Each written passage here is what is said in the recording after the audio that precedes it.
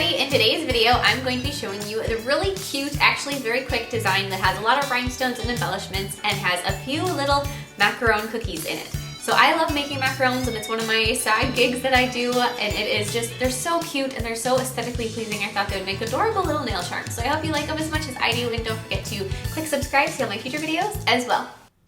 So we are going to begin by doing an ombre in the background from this beautiful glittery pink tones into just kind of a smoother glittery white. Do you like that background color, Melody? Yeah. Yeah.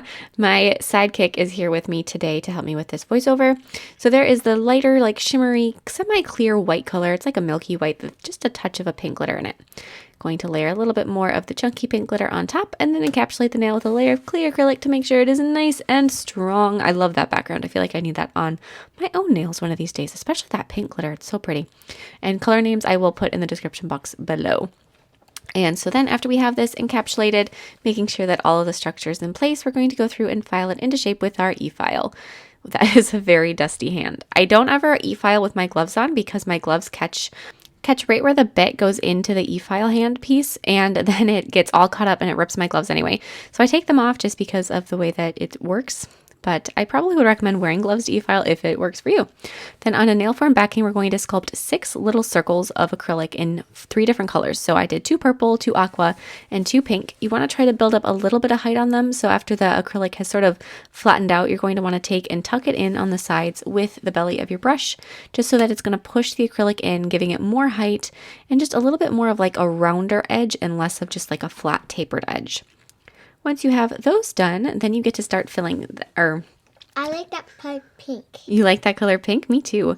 Then we're going to sculpt the feet on our macaron shells. So you're going to pat out another layer of acrylic on the bottom side of each of the shells, and then on the very edge of that new layer, you're going to poke it with a tweezers or a toothpick, just to give it kind of a ruffled edge, and then pat it back out so it goes to the edge of the shell.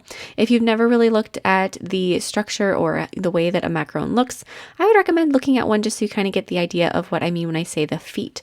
So the very bottom edge of the cookie has like this ruffly foot on it, which is part of why macarons are so unique and so special, is that they have that little ruffly foot. So when you're sculpting them for something like this, you really want to make sure that you don't forget that. And there's a lot of work that goes into making sure that your macarons have those perfect little feet when you're baking them. So that's kind of an important step, at least if you ask me. So then we're going to go through with a lighter shade of whatever color we're using. So lighter purple, lighter teal, lighter pink, and sculpt in our filling. Put the 2 halves together, and then after you have all of your little cookies done, then you can attach them to the nail. Because the background color of my nail is the pink tones, I wanted to make sure the pink macaron was the one in the middle so that it was framed by the other 2 colors that would offset it some. And I'm attaching them to the nail with clear acrylic, foregoing the nail glue because lately I just haven't been feeling nail glue. So we've got the little aqua macaron, and then we're going to do the purple one. The purple one I feel like would be like a lavender flavor. I love lavender or anything. The pink one, probably strawberry. The aqua one, I don't know, maybe like mint, possibly. You can have fun with it. You can pretend they're whatever flavor you want.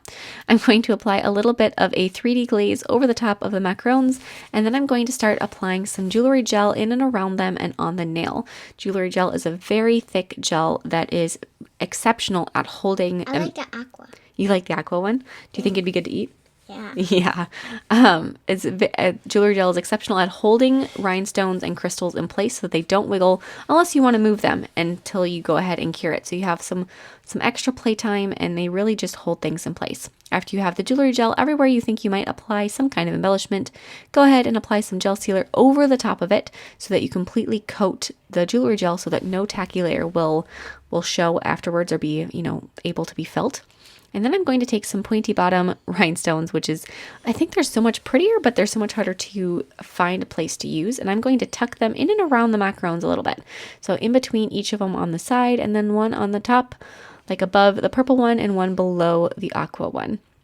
Just sort of press them in. These little crystals or rhinestones, whatever you want to call them, that I'm using, these ones are actually rhinestones. They're not out and out crystals. I have a little bit of like a pastel range to them. Some of them are a little bit more purple or pink or aqua clear. So after I have those, and I'm going to go through and just fill in with some more of those, finding some. I found some that are really pretty pink. And then once I have all of the space like around the macarons tucked in with the crystals, I'm going to go through with just some flat backs and I'm going to fill in the rest of the area.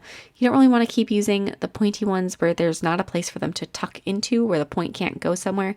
So every other spot you're probably just going to want to use some flat backs, which don't necessarily have quite the depth that the pointy bottom ones do, but they're still really pretty, especially if you get some that have like an iridescence to them, at least in this circumstance. Sometimes you don't like, I don't know, some people really hate AB crystals, the Aurora Borealis ones. I like them. And this is, I think, one of the best circumstances for them with all the pastel goodness in this design. So here it is, the final design. Do you like it, Melody? Yeah. Yeah, me too. Do you like eating macarons? Yeah. Yeah, what's your favorite flavor? Uh, Tough decision? yeah. Yeah, well, I agree. I'll see you guys next time. Bye.